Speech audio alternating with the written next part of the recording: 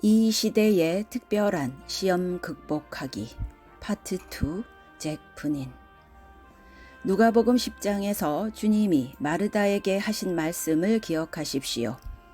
이 말씀은 하나님이 지난 55년 이상 제 마음에 계속 주신 말씀입니다. 마르다는 사람들과 예수님께 드릴 음식을 준비하느라 아주 분주했을 때 마리아는 예수님 발 아래 앉아 그분의 말씀을 듣고 있었지요. 마르다는 예수님께 와서 불평했지요. 왜 마리아가 저를 돕지 않는 겁니까? 이때 예수님 말씀을 들어보세요. 마르다야, 너는 많은 일들을 걱정하며 나를 섬기는 일들로 염려하는구나. 그런데 아느냐? 나를 섬기는 일, 나를 위한 일들이 내 말을 듣는 것보다 중요하지 않단다. 몇 사람이나 이 말씀의 의미를 이해할까요? 아주 많은 사람들이 전도하는 일, 설교하는 일, 사역으로 여기저기 다니는 일로 바쁩니다. 주님은 그들에게 말씀하십니다. 너는 내 말을 귀 기울여 듣는 것이 나를 섬기는 사역보다 더 중요하다는 것을 아느냐? 여러분 중 일부는 조금 죄책감을 느낄 것입니다. 여러분 중 일부는 지금 주님을 많이 섬기지는 않거든요. 전도도 많이 하지 않고요. 여러분은 하나님의 말씀을 전하러 이곳저곳도 바삐 다니지 않습니다. 제가 말씀드리는데 그런 사역들보다 더 중요한 게 있습니다. 오직 한 가지가 꼭 필요한데 그것은 주님을 섬기는 사역이 아니다. 마리아는 그 좋은 편을 선택했다. 그것은 주님의 말씀을 귀 기울여 듣는 것이다. 여러분은 그 중요성을 이해하십니까? 이것이 여러분을 충분히 봉사 못하는 어떤 죄책으로부터 구해줄 것입니다. 나는 지금 주님을 위해 어떤 것도 안 하고 있어 하는 죄책감. 여러분 스스로에게 질문해 보세요. 나는 하나님 음성을 귀담아 듣고 있는가? 이것이 우리가 생존하는 데 도움이 되는 것입니다. 생존이란 다른 것이 아니라 사람은 떡으로가 아니라 하나님의 입으로 나오는 모든 말씀으로 생존하는 것이니라. 언제나 그렇습니다. 마귀의 유혹은 미묘한 시험이었는데 하나님이 예수님 자신에게 주신 능력을 자기 자신을 위해 사용하는 것에 대한 시험이었어요. 예수님은 나는 내 필요를 위해서는 그 능력을 사용하지 않겠다. 하나님이 우리에게 능력을 주신 것은 다른 사람을 섬기라고 주신 것입니다. 성령의 은사들은 모두 타인을 위한 것들입니다. 모든 각각의 은사가 다 마찬가지입니다. 하나님이 우리에게 성령의 은사를 주실 때는 나를 위한 것이 아닙니다. 나의 영광을 구하기 위한 것이 아닙니다. 타인을 섬기기 위해 주신 것입니다. 그래서 예수님은 그 능력으로 자신을 위해 떡을 만들지 않으신 것입니다. 그렇지만 후에는 그 능력을 사용하셨는데요. 5천 명을 먹이시고 초자연적으로 떡을 만들어내실 때였습니다. 정리하면 우리는 항상 선한 양심을 유지해야 합니다. 만약 당신이 하나님의 음성을 듣기 원한다면요. 히브리서 5장 11절에 이 예수에 관해서 우리가 할 말이 많으나 너희가 듣는 것이 두나무로 그러나 설명하기가 어려우니라. 히브리서 저자가 이렇게 말한 것은 서신의 수신자 히브리인들이 지성이 부족하기 때문이 아닙니다. 그들은 매우 지성적인 민족입니다. 그런데 그들은 마음으로 듣는 능력이 무디었어요. 그들의 양심이 둔감해진 것입니다. 만약 우리가 자기 양심을 잘 지키지 못하면 하나님 음성을 듣는 것이 둔감해집니다. 어떤 사람은 매우 똑똑하죠. 그래서 그는 성경을 아주 잘 알 수도 있습니다. 그렇지만 하나님의 음성을 듣지 못할 수 있죠. 하나님의 음성을 듣기 위해서 또는 우리가 그 일에 둔하게 되지 않기 위해서는 한 가지가 필요한데요. 그건 여러분의 양심을 깨끗하게 하는 일입니다. 저는 이것이 지금 코로나 사태와 같은 시기에 아주 중요하다고 생각합니다. 요즘 우리가 집에 있는 시간이 많아졌어요. 성경을 묵상하고 읽기에 좋은 시기입니다. 그래서 내 양심이 둔해져 있는지를 살피세요. 양심이 둔하면 그건 나를 죽게 만드는 일입니다. 여러분, 제가 말씀드리는데 이것은 하나님의 뜻입니다. 즉, 여러분은 하나님의 음성을 들을 수 있어야 합니다. 매일 들어야 하고 하루에도 여러 차례 들어야 합니다. 이것 음성 듣는 것은 오랫동안 제 열망이었어요. 조금씩 발전해서 저는 이제 하나님이 하루에도 여러 차례 제 마음에 말씀하시는 것을 듣는 경지에 이르게 되었어요. 그래서 나는 성경을 읽지 않을 때에도 음성을 듣습니다. 여러분은 아침에 잠시 동안 성경을 읽습니다. 그때 하나님은 매일 여러분께 말씀하기 원하시죠. 그러나 음성을 들을 때 여러분의 양심을 깨끗하게 하십시오. 왜냐하면 하나님이 제 양심에 말씀하셨는데 제가 주의 깊게 듣지 순종하지 않으면 나의 듣는 귀가 둔해지는 거죠. 사도 요한은 계시록 1장에서 말씀하기를 나는 주님의 음성을 나팔소리처럼 크게 들었다. 그러므로 하나님이 말씀하지 않는 게 아닙니다. 하나님의 음성은 트럼펫 소리와 같이 크다고 했습니다. 그렇지만 사람들이 귀머거리가 되어 나팔소리, 트럼펫 같은 큰 소리도 못 듣게 되었지요. 불행하게도 이것이 수많은 사람들의 상태입니다. 그래서 바울이 이렇게 말한 것입니다. 저는 여러분이 모두 이 말씀을 기억하고 실천하기를 바랍니다. 사도행전 24장 16절 이것으로 말미암아 나도 하나님과 사람에 대하여 항상 양심의 거리낌이 없기를 힘쓰나이다. 사도 바울이 하나님과 사람 앞에서 항상 그렇게 했기 때문에 일주일 내내 자기 양심을 깨끗이 했기 때문에 하나님은 계속해서 사도 바울에게 말씀하실 수 있었습니다. 그래서 바울이 이런 놀라운 서신서들을 쓸 수 있었던 것이죠. 하나님이 바울을 사랑하신 것처럼 똑같이 우리도 사랑하신다고 저는 믿습니다. 그렇지만 많은 크리스천들이 자기 양심을 깨끗하게 하지 않습니다. 그래서 그들은 자기들에게 말씀하시는 하나님의 음성을 듣지 못하는 것처럼 보입니다. 이사야 50장 4절에 보시면 여호와께서 나를 매일 아침 깨우셔서 내게 다른 사람들과 나눌 수 있는 교훈을 주셨다. 그래서 하나님이 우리에게 말씀하시는 이유는 우리가 다른 사람들을 그 말씀으로 복주기를 원하시기 때문입니다. 우리가 이 시기에 생존을 생각할 때 생존은 그저 죽지 않고 사는 게 아니라 하나님의 말씀을 계속적으로 듣는 데서 온다는 것을 꼭 기억하시기 바랍니다.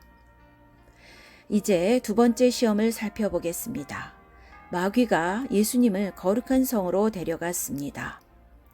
그분을 성전 꼭대기에 세우고는 내가 하나님의 아들이거든 뛰어내리라. 왜냐하면 성경에 쓰여 있기를. 왜냐하면 예수님이 신명기 8장 3절을 인용하셨기 때문에 마귀도 다른 말씀을 인용해서 대응하는 거죠. 뛰어내리라 이르시기를 그가 천사들을 명하여 너를 받들어 네 발이 땅의 돌에 부딪히지 않게 하리라. 겁내지 말라. 네가 높은 데서 뛰어내려도 죽지 아니하리라.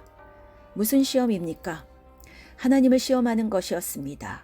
하나님이 성전의 계단을 허락하셨는데 마귀의 시험은 그 계단을 이용하지 말고 지붕에서 뛰어내려라. 그게 더 빨리 내려올 수 있는 길이다. 믿음 가진 사람의 위험은 어떤 사람들은 믿음으로 산다고 하면서 약을 먹지 않겠다고 합니다. 일부 크리스천들이 이렇게 합니다. 예수님이 나를 고치실 수 있다. 구하라 주실 것이요 하셨으니 내가 아프면 주님께 기도하면 고쳐주실 것이요. 그래서 나는 약을 먹을 필요가 없다. 이것은 내가 계단으로 내려올 필요가 없다고 말하는 것과 같습니다. 나는 계단을 이용하지 않을 것이다. 내가 여기서 뛰어내리면 주님이 나를 보호해 주실 것을 믿는다. 사람들이 그렇게 해서 약 안 먹다가 병원 안 가다가 죽었습니다. 제가 아는데 적지 않은 사람들이 인도에서 예수님이 고쳐주심을 믿는 목사들이 죽습니다. 왜냐하면 그래서 그들은 약을 먹지 않았기 때문입니다. 그들은 성전의 계단을 이용해서 내려오지 않았고 지붕에서 뛰어내렸던 것입니다. 믿음이란 우리가 뭔가 어리석게 행하는 것이 아닙니다. 믿음과 이성이 같이 가는 것입니다. 우리의 이성은 믿음과 상반되는 것만이 아닙니다. 이성은 사탄이 주는 선물이 아닙니다. 이성은 하나님이 주시는 선물입니다. 기억하십시오. 균형이 있어야 됩니다. 우리는 하나님이 주신 수단들을 고의로 버리지 말아야 합니다. 하나님은 늘 우리에게 약 병원 같은 수단들을 주십니다. 이렇게 수단들이 제공되어질 때 우리는 그것들을 잘 사용해야 합니다. 예를 들면 정글 같은 약이 없는 곳에서는 하나님을 신뢰하고 기도하면 그분은 약이 없어도 고치십니다. 그러나 약이 이용 가능한 곳에서는 그 약을 써서 치료하는 것입니다. 물론 기도도 같이 하죠. 같은 원리가 정부의 통치에도 적용됩니다. 지금 같은 시기에요. 정부가 사회적 거리를 유지해서 다른 사람을 감염시키지 말라고 합니다. 그런데 많은 사람들이 어리석게 행동합니다. 아니야, 나는 하나님을 신뢰해. 하나님이 나를 코로나로부터 지켜주실 거야. 그래서 내가 여기저기로 다녀도 문제될 게 없어. 만약 내가 아픈 사람에게 가까이 가도 나는 감염되지 않을 거야. 이것은 어리석음입니다. 우리는 이렇게 한쪽 극단으로 치우칠 수 있습니다. 또 다른 비슷한 극단은 이렇습니다. 하나님이 우리 수명을 결정하셨다는 것은 사실입니다. 시편 139편 13절 주께서 내 어머니의 자궁에서 나를 만드셨나니.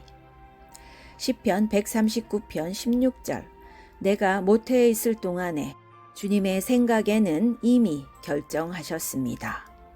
내가 이 지상에 얼마나 살 것인지를 라는 식으로 기록되어 있습니다. 저는 그 말씀을 전심으로 믿습니다. 하나님께서 내가 이 지상에 몇 날 동안 살 것인지 정확하게 정하셨다는 것입니다. 내가 태어나기도 전에요. 그렇다고 나는 하나님을 시험하지 않는다. 내가 사는 날 수는 이미 결정되어 있다. 그래서 내가 어떤 위험을 감수한다 해도 아무 일도 일어나지 않을 것이다. 약을 먹지 않겠다. 이렇게 해서는 안 됩니다. 나는 코로나 바이러스에 감염된 사람에게 가까이 가도 나는 안 죽는다. 이것은 어리석은 것입니다. 믿음과 이성은 같이 가는 것입니다. 예외나 특수한 경우는 있겠죠. 그렇게 하는 것은 성경을 잘못 인용하는 것입니다. 사탄이 기록하였으되 하며 말씀으로 시험할 때 예수님은 어떻게 하셨습니까? 예수님도 또 기록되었으되 하시며 반대적 측면의 말씀을 인용하셨어요. 말씀의 균형을 맞추기 위해서요. 예수님은 사탄의 말이 틀렸다고 하지 않으셨어요. 그것도 성경이지만 다른 성경 말씀이 있다고 하시며 균형을 잡으셨어요. 여러분이 성경에 나오는 양쪽 말씀을 같이 취하지 않으면 말씀의 균형을 잃게 되고 곁길로 빠지고 말 것입니다. 우리는 이 구절을 보고 반대 측면인 저 구절도 같이 보면서 온전하게 됩니다. 디모데후서 3장 16절 모든 성경은 교훈과 책망과 바르게 함과 의로 교육하기에 유익하니 이는 하나님의 사람으로 온전하게 하며 모든 선한 일을 행할 능력을 갖추게 하려 함이라. 여기서 모든 성경이라 그랬어요. 즉 내가 좋아하는 구절만 취하면 나는 하나님의 온전하신 목적을 이룰 수 없습니다. 그래서 여러분, 하나님의 말씀을 잘 아는 것이 매우 중요합니다. 여러분이 집에서 지내게 되고 코로나 바이러스 때문에 일하러 밖에 나가지 못해서 여가 시간이 많을 때 그 시간을 낭비하지 마십시오. 이런 날들을 모든 성경을 아는 데 사용하십시오. 하나님께 나를 가르쳐 달라고 간구하십시오. 하나님의 말씀을 가르치는 설교를 들으십시오. 우리 CFC 웹사이트에 오시면 수많은 말씀 공부 비디오와 오디오가 있습니다. 방문해서 들어보십시오. 짜투리 시간이라도 사용하도록 여러분 자신을 훈련시켜서 하나님의 말씀을 알고 그것을 자신의 평생 습관으로 만드십시오. 그렇지 않으면 마귀가 여러분을 성경 말씀으로 속이려 들 것입니다. 그는 예수님도 말씀으로 시험했는데 여러분을 성경 말씀으로 시험하지 않겠습니까? 그래서 곁길로 빠지게 하고 당신이 하나님의 뜻을 놓치도록 시험할 것입니다. 확실히 그렇게 할 것입니다. 그러므로 우리는 지금 같은 시기에 하나님을 시험하지 말아야 합니다. 우리는 상식도 사용해야 합니다. 예수님의 두 번째 시험에서 두 번째 교훈은 제가 각 시험마다 두 가지 교훈이 있다고 말씀드립니다. 첫째는 하나님을 시험치 말라는 것이었고, 둘째는 이 시험이 담고 있는 뜻은 내가 성전 지붕에서 뛰어내리면 아래에 있던 사람들은 모두 내가 조금도 자치지 않고 공중에서 내려오는 것을 쳐다볼 것이다. 그러면 그들은 너를 메시아로 영접할 것이다. 이것은 하나님을 시험해서 자기 영광을 구하라는 것입니다. 내가 이제 뭔가 굉장한 것을 보여주겠다. 지금 어리석은 설교자들이 똑같이 그렇게 하고 있습니다. 정부 당국은 5명 이상은 모이지 마세요. 지역에 따라서 10명 이상 집회 금지라고 말하는데도, 그런데 제가 듣기로는 최근에 적어도 몇 명의 목회자들은 아니요, 우리는 교회당에서 예배를 드리겠습니다. 병원이 필수적인 기관이라면 교회도 필수적인 기관입니다. 꽤 맞는 말처럼 들립니다. 그러나 그들이 사람들을 모아서 감염이 일어난다면 어떻게 하겠습니까? 그것은 하나님을 시험하는 것인데 그들이 왜 그렇게 합니까? 그 목회자, 설교자가 자기 이름을 내고 사진이 뉴스에 나오고 그래서 유명세를 타고 싶은 것입니다. 그리고 그들을 따르는 어리석은 크리스찬들도 많습니다. 그들은 그런 목회자를 우러러 봅니다. 목회자는 그걸 은근히 원하는 거죠. 예수님께 뛰어내려서 네 영광을 얻으라고 한 그 시험이 오늘날에도 똑같이 있는 거죠. 무모한 일일지라도 시도해라. 그래서 내 자신의 영광을 추구하라. 그래서 우리는 정부의 조치를 따라야 합니다. 로마서 13장 1절. 각 사람은 크리스천을 의미합니다. 위에 있는 권세들에게 복종하라. 그는 로마 교인들에게 이 편지를 썼죠. 당시 로마의 통치자는 누군지 아십니까? 악한 네로 황제입니다. 그는 크리스천들을 미워했었죠. 그러나 하나님은 그가 다스리도록 허락하셨습니다. 그래서 여러분은 법규를 지켜야 합니다. 누구든지 정부 당국에 복종해야 합니다. 모든 권세가 다 하나님에게서 나왔기 때문입니다.